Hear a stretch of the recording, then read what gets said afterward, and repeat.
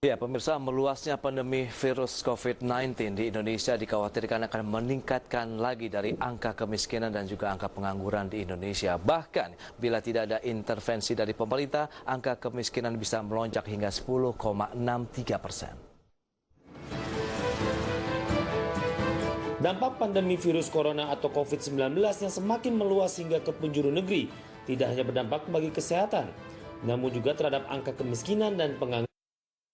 Bahkan khusus untuk angka kemiskinan diperkirakan bisa kembali mengalami kenaikan lebih dari 10% atau double digit. Padahal sebelum terjadi pandemi COVID-19, angka kemiskinan dan pengangguran di Indonesia sudah semakin membaik. Menteri Perencanaan Pembangunan Nasional Kepala Bappenas Suharso Monoarfa dalam rapat dengan Komisi 6 DPR seperti dikutip okezone.com mengatakan tingkat kemiskinan pada tahun lalu tepatnya di bulan September 2019 mencapai 9,22%. Namun sejak meluasnya pandemi COVID-19 di tanah air, angka kemiskinan diperkirakan bisa bertambah hingga lebih dari 10%. Dan bila pemerintah tidak melakukan intervensi, maka angka kemiskinan bisa mencapai 10,63% atau naik hampir 4 juta orang. Dari sebelumnya 24 juta menjadi 28 juta kemiskinan. Sedangkan dengan intervensi, bisa ditekan menjadi 9,7 hingga 10,2% atau sekitar 2 juta kemiskinan. Dan pada tahun 2021 ditargetkan 9,2 hingga 9,7%. Sementara itu angka pengangguran akan mengalami peningkatan di tahun 2021 menjadi 10,7 hingga 12,7 juta orang. Sedangkan di tahun ini angka pengangguran diprediksi bertambah sekitar 4 hingga 5,5 juta orang. Oleh sebab itu Suharso menambahkan, instrumen dalam pertumbuhan seperti industri, pariwisata dan infrastruktur dan pertanian akan menjadi fokus pemerintah di tahun 2021. Berbagai sumber ADX Channel.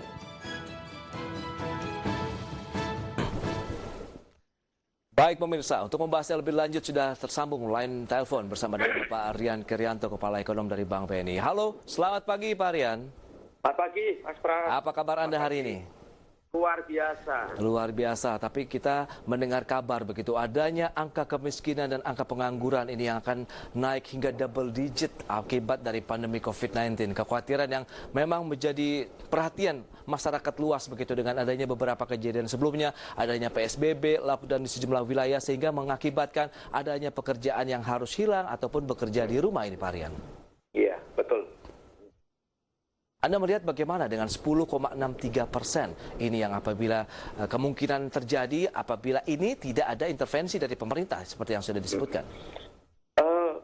Pandangan saya, kita tetap bersyukur ya bahwa pemerintah sungguh concern, sungguh memberikan kepedulian atau perhatian kepada efek negatif daripada pandemi COVID-19 ini yang secara langsung atau tidak langsung menekan sektor real kita. Ya, jadi proyeksi angka baik itu angka pengangguran ke depan yang juga berdampak kepada angka kemiskinan ke depan itu sudah dikalkulasi dan tentunya pemerintah melalui kementerian lembaga terkait apakah itu Kementerian Keuangan dan lebih-lebih dari Bappenas ya, tentu sudah punya desain kebijakan melalui kebijakan-kebijakan relaksasi atau stimulus ya untuk bisa mencegah ya agar proyeksi skenario terburuk yang didesain yang sudah diproyeksikan oleh Bappenas itu mewakili pemerintah tidak occur atau tidak terjadi. Syukur-syukur nanti realisasinya bisa jauh di bawah daripada yang sudah diprognosiskan. Cuma catatan saya Mas Pras, angka proyeksi prognosis angka pengangguran tadi itu harus dijelaskan kembali atau ditegaskan kembali apakah itu total ya dari akumulasi angka pengangguran terbuka plus pengangguran tertutup atau mungkin setengah tertutup. Baik.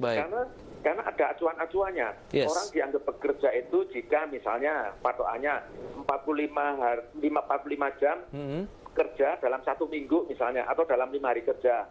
Nah itu ada patokan-patokannya. Nah di tengah situasi yang pandemi sekarang, apakah measurement atau analisis atau assessment daripada pemerintah itu sudah mengkalkulasi semuanya? Karena ada yang sebagian kerja di rumah, ada yang sebagian kerja safe dan sebagainya. Nah itu penting karena kalau kita melakukan asesmennya itu precise atau akurat, itu nanti paket-paket kebijakannya beserta ikutan anggarannya itu bisa tepat. Ini saya sampaikan karena ini Mas Pras, kita lihat saja dari bulan April sampai dengan Juni ini ya, bulan Juni ini sudah ada 3 kali revisi besarnya anggaran program pemulihan ekonomi nasional kan. Yes, betul. Di mana kita bisa lihat salah satu pos yang terus mengalami kenaikan itu dari pos apa? Social safety net atau bantuan sosial. Nah itu, makanya itu perlu apa ya reassessment sehingga angkanya itu betul-betul precise, itu aja. Pasti begitu ya Pak Rian ya? Iya. Oke, tapi menurut Anda begitu, dengan kekhawatiran pandemi ini kan tidak hanya di Indonesia, bahkan semua negara di dunia pun mengalami hal yang sama. Iya. Nah, langkah ataupun bentuk intervensi apa sebenarnya yang harus dilakukan oleh pemerintah, paling tidak untuk menekan angka kemiskinan, kemudian pengangguran juga tidak mengalami lonjakan yang signifikan. Karena kita tahu PSBB sudah mencoba untuk dilonggarkan, tapi kan tetap dengan batasan 50%, begitu dengan protokol kesehatan yang juga ketat.